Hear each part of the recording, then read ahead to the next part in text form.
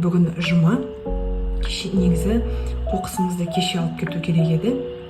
Бірақ кеше бір себептермен біздің және қасымыздағы көршінің осындай екі қоқыс жәшігі босатылмай қалыпты. Сосын мен бірден осы қызметке хабарластым ғой. Сонда олар айтты, ондай қылықтар болып тұрады.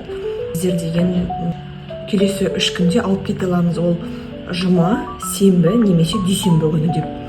Соған міне қараңыздар, өздері айтқандай, бүгін жұма күні алып кетіп жатыр.